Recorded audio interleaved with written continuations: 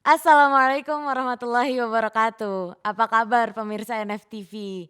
Kembali lagi di X-Case, Extraordinary Podcast bersama saya Aisyah Devasya atau bisa dipanggil Syadef. Nah hari ini X-Case perdana nih. Nah dan hari ini juga Syadef gak sendirian. Syadef ditemani dengan salah satu guru hebat di Nurul Fikri bernama Ustadz Guntur. Nah beliau ini guru sejarah loh. Pelajaran sejarah yang kalau kata orang tuh pelajaran yang membosankan. Bahasnya tahun, kalau nggak tahun tokoh. Nah sekarang coba kita sapa aja nih ya narasumber kita hari ini. Assalamualaikum Ustadz Guntur. Waalaikumsalam Sadef. Gimana kabarnya Ustadz hari ini? Alhamdulillah sehat. Karena kalau sakit mahal Sadef. Oh iya. Gitu. Gimana nih saat rasanya duduk podcast nih? Oh ini Ada luar podcast biasa lagi. nih. Suatu kehormatan yang besar Oh, untuk iya. saya ya. Katanya pelajarannya membosankan, tapi kesempatan pertama kita duduk Iya, di sini. buat SKS perdana buat ya. SKS perdana ini luar Nah biasa. teman-teman hari ini kita mau bahas tema yang unik nih. Tema yang unik tentang dinosaur sama Nabi Adam. Tahu kan ya dinosaur yang binatang gede itu. Nah itu dinosaur sama Nabi Adam duluan mana sih? Nah itu saat yang mau kita bahas hari ini. Jadi kita hari ini mau bahas tentang dinosaurus dan Nabi Adam ya. Iya duluan mana nih sih Ustadz? Duluan mana gitu. Nah. Sebenarnya saya bingung ya mana duluan. Karena saya belum pernah ketemu dua-duanya. Tapi kalau di sejarah udah dibahas sebetulnya. Tapi sebelum dibahas, Dev mau nanya nih bentar. Dinosaurus itu apa sih Dev menurutmu? Kalau aku nih ya, Iya. kan ngeliatnya dari museum-museum sama film yang kayak Jurassic Park ya teman-teman di rumah tahu nih. Ya soalnya sebelum kita bahas kapan kita harus pahami dulu dinosaurus itu apa. Iya gitu kan. benar. Kalau Syadef sih ya, dinosaur itu binatang gede, terus ada yang lehernya panjang, terus ada juga kayak T-Rex tuh. T-Rex kan makan manusia, pokoknya karnivora gitu. Yang kayak gitu pokoknya kayak binatang horor gitu Sat. Binatang horor gitu ya. Itu benar gak Sat definisinya? Ya sebenarnya gini, kalau kita bicara dinosaurus ya, besar, dinosaurus memang besar, tapi tidak semua dinosaurus besar. Karena ada beberapa dinosaurus yang justru seukuran kucing, imut-imut, cuman gigit. Gitu ya. Sama aja Cuman horor, gigit. Sat. Sama juga horor ya. Nah cuman sebelum kita berbicara lebih jauh tentang dinosaurus ya, apakah lebih dulu dinosaurus atau Nabi Adam, Nabi kita ya, manusia pertama yang diciptakan di muka bumi, ini harus ada pelurusan lah ya, bahwa selama ini kita sering memahami dinosaurus itu adalah hewan purba, hewan di masa lalu yang besar-besar. Padahal tidak semua hewan purba itu dinosaurus. Kenapa? Karena buaya pun hewan purba dan Iya. kita tidak menyebut buaya sebagai dinosaurus. Bahkan jauh sebelum dinosaurus ada hewan yang lebih purba lagi, serangga. Kita kan nggak sebut capung itu dinosaurus. Iya benar-benar. Iya kan? Nah jadi dinosaurus itu intinya adalah reptil raksasa yang hidup di zaman purba gitu. Intinya memang hidup di zaman lalu dan mereka ini sejenis kadal besar lah. Kadal-kadal besar gitu. Nah sekarang nih Sat, jadi tuh kemarin Syarif sempat research Sat tentang duluan mana nih kayaknya pembahasan yang unik gitu. Banyak pendapat lah ya. Ah, betul. Nah kemarin tuh Syarif ada lihat research gitu, terus ada salah satu dosen di universitas ngebahas juga duluan mana sih dinosaur sama Nabi Adam di zaman yang sama nggak sih? Nah ada pendapat gitu, bilangnya gini, kalau Nabi Adam kan jelas ada di Quran, cuma ya bisa jadi Nabi Adam duluan karena kan Nabi Adam itu udah manusia pertama, dia juga sebagai khalifah. Oh, betul, Khalifah itu kan ada yang dipimpin kan. Pemimpin, Ustaz? betul. Nah, terus di situ dibilangnya itu ya karena Nabi Adam ini khalifah, pasti dia juga memimpin dan itu memimpinnya tuh semua makhluk. Berarti kan bukan hanya di situ kan manusia baru Nabi Adam dong. Dan istrinya ya Siti Hawa. Ya, nah Kasih ya sama Siti Hawa. Nah itu kan berarti kan beliau ini mimpinnya hewan-hewan, Betul. tumbuhan. Iya, betul, Nah itu betul. berarti ada kemungkinan gak sih saat Nabi Adam duluan memimpin dinosaur dan hewan lainnya gitu. Oke, ini saya melihatnya dari sisi ilmiah ya, Ya. dalam artian dari sudut pandang sejarah gitu. Kalau kita melihat dari ilmu geologi, karena sejarah itu salah satu ilmu bantunya adalah geologi gitu kan. Jadi ilmu geologi ini mengklasifikasikan bumi sesuai usianya. Dan kalau kita lihat dari usia bumi secara geologi, dinosaurus itu sebetulnya jauh lebih tua dibanding dengan Nabi Adam. Karena dinosaurus itu diperkirakan lahir pada masa Mesozoikum. Mesozoikum itu sekitar miliaran tahun yang lalu lah, ratusan juta tahun yang lalu sampai dan berakhir 65 juta tahun yang lalu ketika teorinya meteor raksasa jatuh ke bumi. Sementara Nabi Adam itu secara geologi beliau ini kan manusia pertama ya. Ya. Nah, itu manusia pertama itu diperkirakan mulai ada di bumi itu pada masa Neozoikum dan itu ada selisih waktu sekitar ratusan juta tahun. Jadi bisa dibilang Nabi Adam tidak sezaman dengan dinosaurus. Tapi kalau tadi Sadef bilang, tapi kan Nabi Adam itu khalifah, harus ada yang dipimpin. Ya betul. Berhubung Nabi Adam itu manusia pertama dan Siti Hawa itu runner up-nya gitu kan, istrinya itu. Nah, mereka memang menjadi khalifah dan mereka juga bukan hanya memimpin manusia, anak-anaknya nanti, mereka juga memimpin dunia ini. Dan memang Nabi Adam juga termasuk memimpin hewan-hewan, tapi hewannya bukan dinosaurus. Karena perkembangannya hewan juga nanti muncul mamalia-mamalia raksasa. Mungkin Sadef kenal ya, atau pernah tahu kayak mamut, Sabertooth, kayak begitu ya, mamalia-mamalia raksasa. Ice Age lah, walaupun kita juga tidak hidup di zaman es gitu. Jadi itu maksudnya berarti ini kita dapat kesimpulan dari tadi jawaban Ustadz Guntur tuh dinosaur sama Nabi Adam tuh gak sejaman. Nggak sejaman. Nah kalau gitu kan Nabi Adam berarti beda zaman nih sama dinosaur. Betul. Nah Nabi Adam ini berarti mimpin hewan apa? Hewan Oke. apa yang ada di zaman Nabi Adam itu? Oke, jadi saya jelaskan dikit aja ya. Jadi gini, kenapa Nabi Adam itu tidak sejaman dengan dinosaurus? Pertama, karena kondisi alam ketika dinosaurus masih ada itu masih terlalu ekstrim untuk manusia tinggal, Ya. ya kan? Itu yang pertama. Yang kedua, hewan-hewannya pun terlalu buas sehingga manusia sulit untuk bertahan. Lalu hewan-hewan apa nanti yang dipimpin oleh Nabi Adam? Nah, seperti yang tadi saya bilang, ketika manusia lahir pertama kali di muka bumi, manusia itu hidup sejaman dengan hewan-hewan. Tapi hewan-hewannya sudah bukan lagi reptil-reptil raksasa, melainkan lebih ke mamalia-mamalia seperti gajah, mamut ya tadi. Karena mamut ini kemarin malam banget ya saya baca artikel ketika piramida Mesir dibangun 3000 tahun sebelum Masehi, mamut tuh masih ada. Tapi bukan di Mesir. Jadi mamut itu diperkirakan mengalami kepunahan 1700 sebelum Masehi, tapi di daerah Atlantik, ya kan? Kalau di Mesir ya jelas bukan habitatnya gitu. Jadi kalau tadi pertanyaan Sadef, lalu hewan apa yang dipimpin oleh Nabi Adam?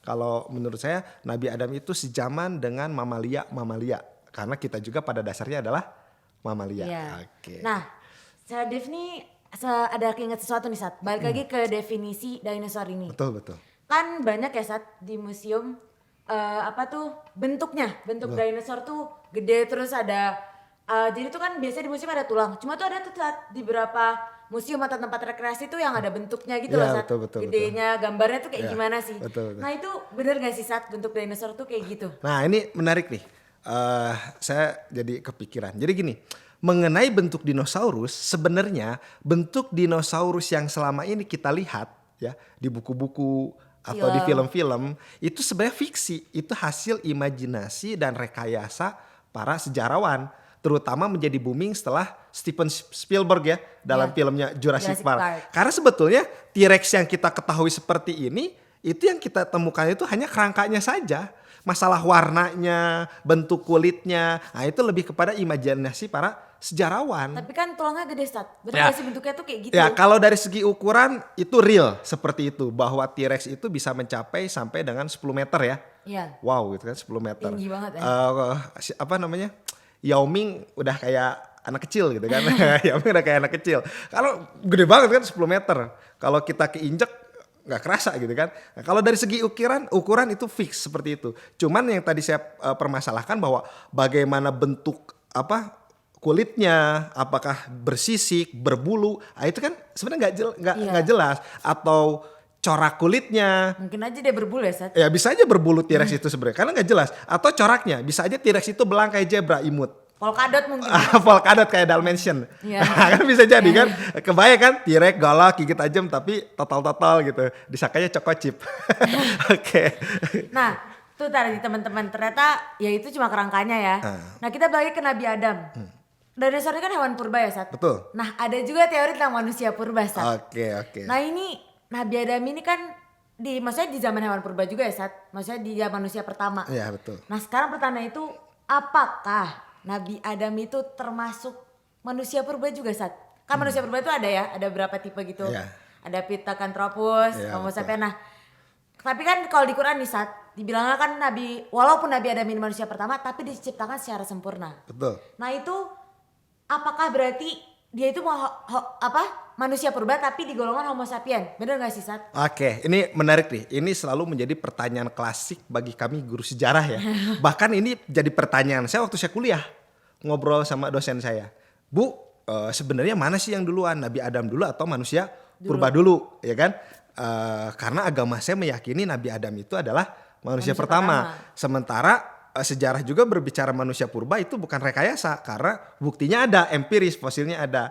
Atau jangan-jangan Adam itu manusia purba, Nabi Adam itu ya. Atau jangan-jangan manusia purba itu nggak ada, ya kan? Atau Nabi Adam yang duluan atau manusia purba yang duluan. Ini pertanyaan saya yang dulu juga muncul ketika saya waktu kuliah. Dan jujur aja saya nggak puas dengan jawaban dosen saya waktu itu. Kenapa? Karena jawaban dosen saya adalah jangan kamu tabrakan antara sejarah dengan agamamu. Nah, saya nggak setuju tuh. Jangan dicampur adukan. Jadi gak boleh kita kaitkan. Nggak boleh gitu kita ya? kaitkan. Saya nggak setuju. Kenapa? Karena pada dasarnya saya yakin sejarah itu ilmu yang ilmiah. Dan saya yakin Al-Quran juga ilmiah. Buktinya apa? Buktinya bahwa Al-Quran itu hampir 50% isinya adalah sejarah.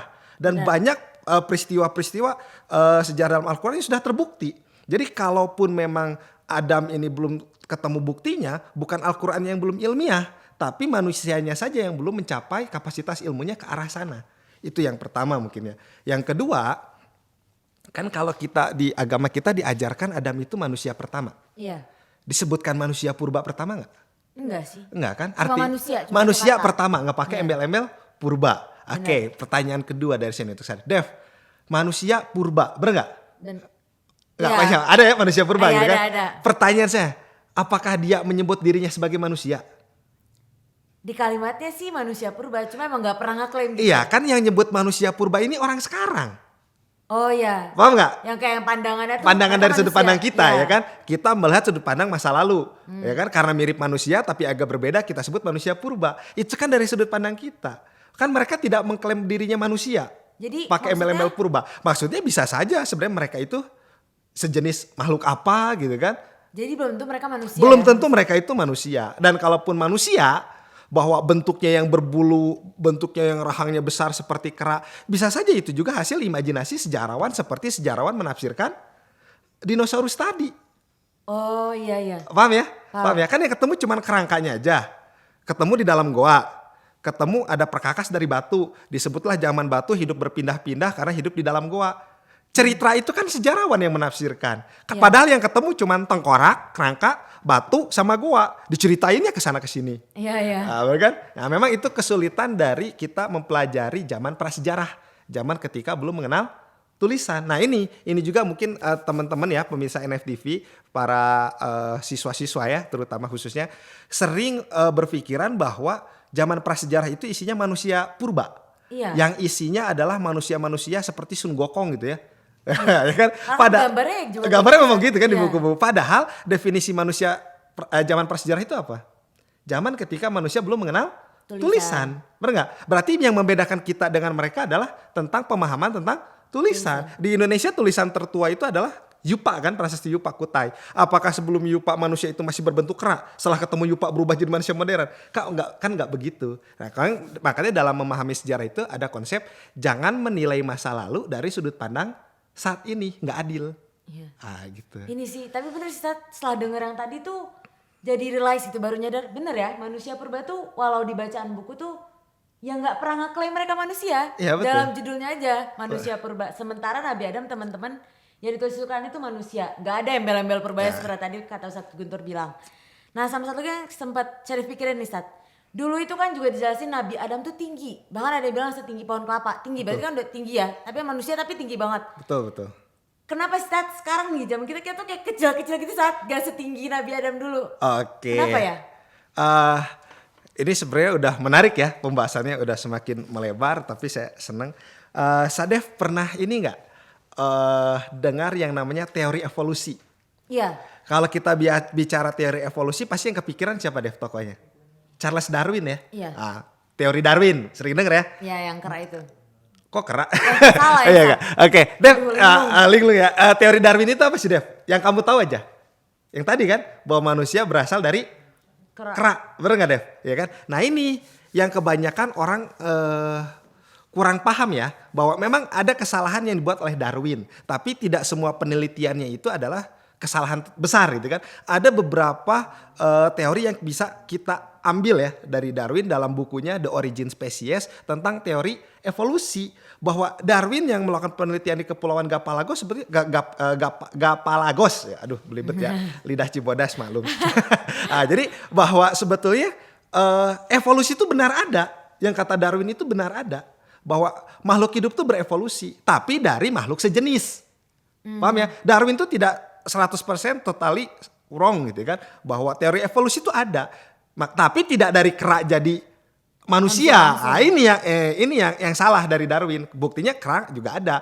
Maksud dari evolusi di sini adalah perubahan secara lambat kan, dan bahwa makhluk hidup itu akan berubah secara lambat ya, bisa jutaan tahun, itu menyesuaikan diri dengan lingkungannya. Contohnya ada ular namanya ular taipan dari Amerika, itu dibawa ke Australia. Dan ketika dibawa ke Australia, ular itu semakin besar dibanding yang ada di Amerika dengan jumlah bisa yang lebih berbisa. Kenapa? Karena iklim di Australia lebih keras, mangsanya lebih kuat, sehingga ular itu menyesuaikan, dia harus semakin kuat, strong. Atau mungkin kasus yang lebih ekstrim ada jerapah. Kalau kita sekarang lihat jerapah itu imut ya, lehernya panjang, badannya kurus, ya kan, kakinya jenjang, udah berasa supermodel gitu lah ya. Dari dunia hewan tuh supermodel kayak jerapah itu kan. Kalau lihat jerapah, gajah tuh merasa kerdil, minder gitu ya, insecure ya. Masyarakat gajah tuh merasa minder. Nah, kalau kita lihat dari fosil-fosil jerapah purba, jerapah itu justru berleher pendek. Tapi jerapah modern berleher panjang. Betul kan? Nah, inilah yang disebut proses evolusi, perubahan secara lambat dari adaptasi mereka. Dalam artian ini tidak terjadi dalam satu malam ya. Jerapahnya ngantuk, beres makan, tidur, bangun lehernya panjang, kaget. Ya Allah, salah makan apa saya? Ya, prosesnya. Kayaknya bambu yang saya makan malam tumbuh lagi gitu. Jadi panjang. Enggak seperti itu, prosesnya jutaan tahun. Kenapa? Karena makanan jerapahnya tinggi, akhirnya jerapah itu menyesuaikan diri, keturunannya lehernya sedikit memanjang, keturunan berikutnya memanjang. Nah, itu pun terjadi di manusia. Nabi Adam itu badannya besar, ya kan? Tinggi. Kenapa sekarang manusia badannya kecil? Jawaban saya sederhana. Karena Allah itu adil, Maha Pengasih, Maha Penyayang. Kenapa? Dulu itu manusia badannya besar, iklim masih keras, teknologi masih terbatas. Kalau manusia badannya segede gini, hewannya mamut, harimaunya sabertooth, yang taringnya udah kayak pedang, kita bukan cuma dimakan, mungkin jadi cemilan, cepulah gitu kan, sama hewan-hewan dulu. Oke ya. Nah, tapi sekarang manusianya banyak, ya nggak? Teknologi lebih canggih, hidup lebih mudah, ya nggak? Kalau dulu manusia sedikit, wajar besar. Sekarang manusia banyak. Kebayang nggak kalau misalkan di daerah Jakarta, Bandung, Dago, yang macetnya ya ampun gitu kan, manusia ukurannya 5 meter. Bener nggak? Udah mau kayak apa macetnya ya kan? Nah, itulah makanya kenapa saya bilang Allah itu adil, menyesuaikan makhluk dengan lingkungannya. Benar. Oke. Tadi itu dari penjelasan Ustadz Guntur ada satu pelajaran yang bisa kita ambil, tapi itu buat keseharian. Betul. Itu dari dinosaur ini aja ya, dari tema dinosaur dan masa Nabi Adam ini ada hikmah di balik setiap kejadian atau kondisi. Kayak yang tadi Ustadz Guntur bilang, Allah itu ternyata adil. Nggak kebayang ya Ustadz, kalau misalnya di zaman kita sekarang, ya orangnya gede-gede gitu. Pasti mobil juga gak sekecil ini ya Ustadz. Iya betul. Pasti dibangunnya gede-gede juga. Nggak kebayang juga berarti kita ngalahin tinggi pohon yang kayak gitu. Sekarang logikanya gini Dev, Nabi Adam besar karena populasi manusia cuma 2. Iya dikit ya. Dia bakal macet-macetan nggak? Enggak. Sekarang populasi manusia sekitar 6-7 miliar. Kalau besarnya tingginya sebesar pohon kelapa. Wow, kasihan saudara kita yang rumahnya di gang sempit.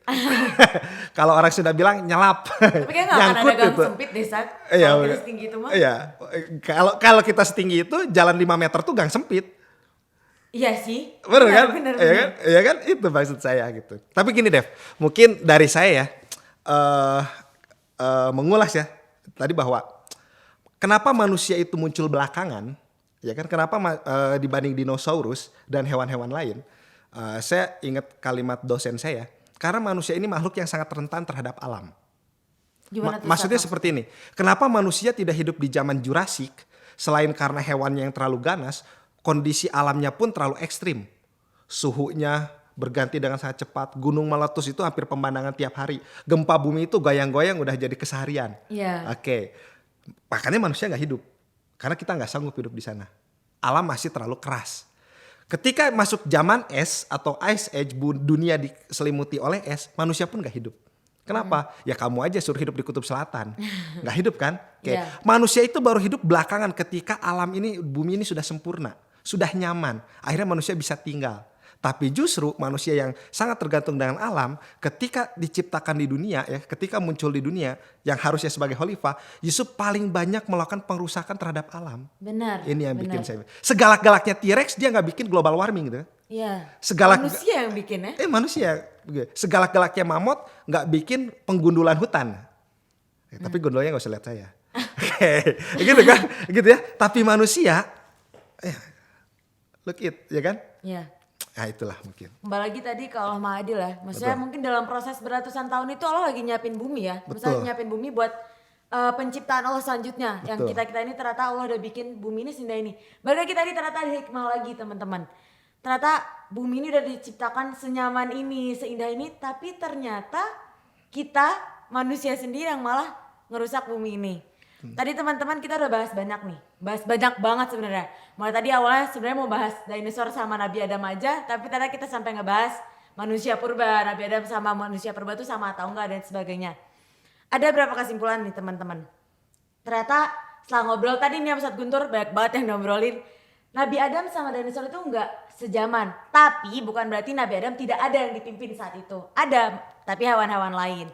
Dan tadi ada juga yang tentang Nabi Adam tuh sama ngasih sama manusia purba. Balik lagi kan Ustadz Guntur, manusia purba itu tidak pernah mengklaim dirinya manusia. Jadi teman-teman, Nabi Adam itu sesuai sama Al-Quran bahwa dia adalah manusia pertama, khalifah pertama, dan yang Allah ciptakan secara sempurna. Mungkin nih di akhir, sebelum kita mengakhiri nih sesi X-Case ini, ada nggak sih pesan dari tentang dinosaur sama Nabi Adam ini deh? Dan kayak banyak yang masih salah paham gitu saat kayak tadi yang manusia kera dan sebagainya. Mungkin pesan dari saya ada dua ya. Pesan dari saya yang pertama bahwa dinosaurus itu memang ada, ya kan? Tapi wujudnya seperti apa itu masih menjadi misteri. Karena wujud dinosaurus yang kita lihat sekarang itu semua versi film ya, Jurassic Park. Jadi itu lebih kepada hasil imajinasi sutradara, ya kan? Nah, lalu tentang Nabi Adam bahwa kebenaran itu ada dua, ada kebenaran ilmiah, ada kebenaran hakiki ya. Agama ya, bahwa kebenaran agama itu tidak untuk diperdebatkan. Itu harusnya kita yakini saja bahwa Nabi Adam manusia pertama khalifah bukan di ranah perdebatan lagi, gitu kan. Berbeda dengan bentuk dinosaurus seperti apa. Terus kalau saya pikir ini ya pesan yang terpenting ya, kayak tadi bahwa manusia ini makhluk yang sangat rentan terhadap alam, ya kan. Dibanding dengan hewan-hewan lainnya, gitu kan. Tapi kita yang paling banyak merusak alam. Jadi saya titip buat pemirsa NFTV ya. Yuk kita sama-sama jaga lestarikan alam kita. Kenapa? Karena ekonomi boleh hancur, ya kan? Tapi manusia bisa tetap hidup. Tapi kalau alam sudah hancur, kita mau hidup di mana? Manusia ini menarik. Kita melakukan eksploitasi alam secara besar-besaran demi keuntungan, ya kan? Demi uang yang banyak. Tapi kita menghabiskan uang yang jauh lebih banyak untuk penelitian apakah kita bisa hidup di Mars atau di bulan. Kenapa tidak kita jaga saja bumi ini baik-baik sehingga tidak perlu kita berpikir hidup di Mars. Benar. Ya nggak? Itu aja mungkin Dev dari saya. Dari Ustadz Guntur agak tertampar ya. Kayak pertanyaannya udah seberapa besar sih pengorbanan kita untuk menjaga bumi kita. Nah teman-teman, alhamdulillah nih udah banyak banget yang dibahas sama Ustadz Guntur. Buat teman-teman semua, semoga ilmu hari ini dapat bermanfaat. Dan teman-teman jangan lupa buat like, komen, dan subscribe channel kita. Karena selanjutnya akan ada XK selanjutnya nih. Dan yang pasti gak akan kalah menarik temanya sama tema hari ini. Untuk Ustadz Guntur terima kasih banyak atas tema hari ini. Mungkin kedepannya kayak ada lagi sih ya Ustadz. Soalnya hari ini asik banget nih. Oke, kita mau bisa. Mau kira-kira diundang lagi? Mau dong, kapan lagi saya masuk acara NFTV nih. TV paling hits. Karena cuma di TV ini saya ada. Cuma di TV ini ada. Cuma di TV ada. Mungkin next TV tetangga ya. Iya. Oke teman-teman, sekali lagi jangan lupa untuk like, komen, dan subscribe. Terima kasih untuk udah nonton acara hari ini. Saya Aisyah Devasya dan Ustadz Guntur pamit undur diri. Wassalamualaikum warahmatullahi wabarakatuh.